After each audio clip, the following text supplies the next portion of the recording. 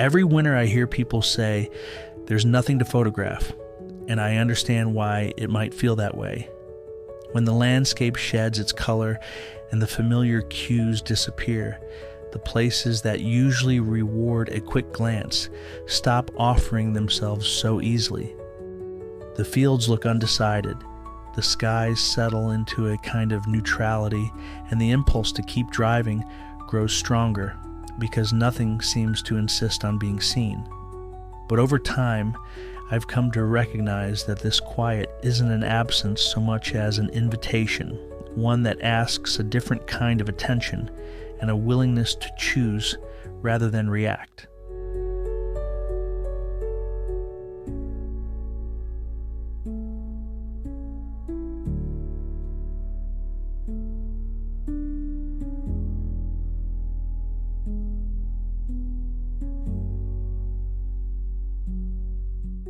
Winter doesn't give much away, and that's precisely what makes it such a clear teacher, especially when you're willing to let fewer things carry more meaning. I didn't come to minimalism as an aesthetic, or at least not at first, and I'm always a little wary of the way the word gets used, because it can sound like a design preference or a lifestyle pose instead of what it really is in photography, which is a discipline of decision. In a season like this, we can't lean on abundance to make a frame feel alive. There's no easy foreground clutter to suggest complexity, no lush color to carry mood on its own, and no guarantee that the light will give you a dramatic ending. What we have instead is structure, tone, and the kind of small relationships that become visible only when we stop asking the landscape to entertain us. It's a humbling shift, and it's also a relief because it replaces our photographic chase with something far steadier. A few of the images I'm using in this video come from my Minimal Farm series, and that's not because I'm trying to make a point about coherence or branding, but because those photographs were born out of the same winter truth I'm talking about here.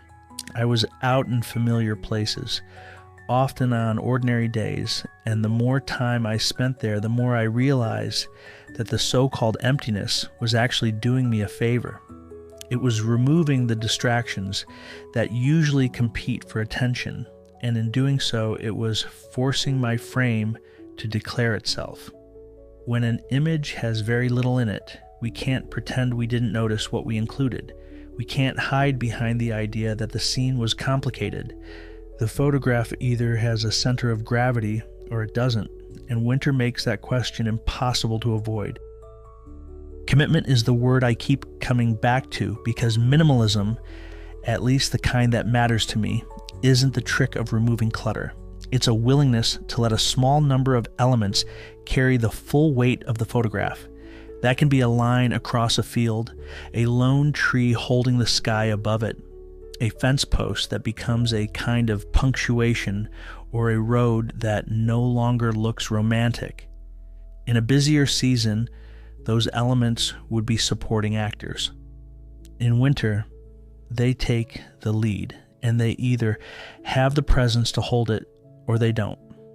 Our job as the photographer is not to discount them, but to recognize when they're enough, and to stop before we ruin the quiet truth they're offering us. Black and white strengthens this, and I don't think it's because winter is already monochrome, although people say that, and it's not entirely wrong. It's because black and white refuses to flatter us. Color can be generous. It can create interest when structure is weak. It can add emotional association without earning it. When you remove color from the frame, you find out whether your photograph has any real architecture. The lines have to make sense. The tones have to hold their places. The balance must feel settled, and the negative space has to feel intentional rather than accidental. In black and white, winter becomes a kind of test, and if we're willing to accept that, it becomes one of the best teachers we'll ever have. There's a moment I recognize now, and I didn't recognize it when I was starting photography. When you're looking at a scene and your mind wants to start adding things, you think, If only there were a bird in the sky, or if only the clouds would separate, or if only the light would hit that tree a little harder, then it would be a photograph. That's a common way of thinking, and it isn't always wrong. But winter has taught me to be suspicious of it. Sometimes the desire to add is really the desire to avoid the harder question, which is whether the photograph already exists with what's there. Minimalism is often the moment when we stop bargaining with the scene and start listening to it. Listening is a strange word to use in photography, but it's the closest I can get to the feeling. When we listen to the scene in winter, we start noticing small nuances in the landscape, the way a line of trees repeats a distant ridge, the way a dark patch of ground balances a pale sky, the way a single vertical form, like a tree, can hold a wide horizontal field in place. These are quiet relationships, and they don't call direct attention to themselves. You have to meet them halfway, and when you do, you end up with photographs that feel calm, not because they are empty, but because they are resolved. This is why I think winter minimalism matters even if we never intend to make minimalist photographs. It builds a kind of visual integrity. It trains us to notice what we're relying on and what we can choose to ignore. It teaches us to trust fewer elements and to work harder on their placement. And that skill carries into everything else we photograph. When spring returns and the world becomes busy again, we don't lose our new discipline. We carry it with us. We start seeing the underlying structure beneath the abundance, and our photographs become more deliberate, even when the subject matter is rich. I've also noticed that winter changes the pace of a photographer, and that might be one of its quiet gifts. There's less pressure to capture something fleeting. The scenes are more stable. The light moves slowly. Even when the weather shifts, it does so with a kind of gradual insistence rather than sudden drama.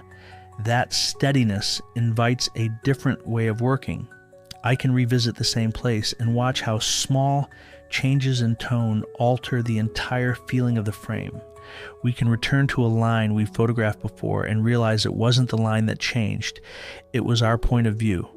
Winter gives us enough repetition to understand our own preferences, and it gives us opportunity to notice how our attention naturally changes.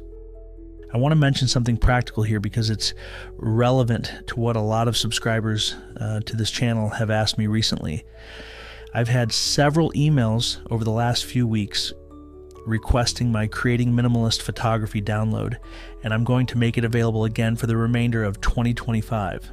If you've been thinking about minimalism in your own work, or if you've felt that winter leaves you with too little to photograph, my free guide is designed to help you approach scenes like this with more confidence and more clarity. It's free through the end of the year, and you'll find the link below. What I hope comes through in this video is that winter minimalism isn't a limitation you have to tolerate. It's practice that can sharpen us. It teaches us to make photographs that are not dependent on excess. It teaches us to find balance without spectacle. It teaches us to stop adding and start choosing. And that's not only a photographic skill, it's a way of paying attention that carries into everything else, especially in a season when so much of life feels rushed and crowded and noisy. If you've watched this and you've had that familiar winter thought that there's nothing to photograph, I invite you to test it in a small way. Go back to a place you think you already know, a field or a city park, the edge of a tree line, and give yourself permission to make one photograph that contains only what it needs. Don't chase variety. Don't try to impress anybody. Just try to make a frame that feels complete with very little in it, and notice what that demands of you. Notice how much decision is hiding inside simplicity. And if one of these images stayed with you longer than you expected, I'd love to hear which one it was, because that's often where the real lesson is. The moment that asks you to slow down, to look again, and to admit that winter has been offering something all along. I'm Ken Evans, a photographer from the Mid-Atlantic. Each week I make 1 or 2 videos about the intersection of black and white photography and life. If my work resonates with you, I invite you to subscribe and join me again here.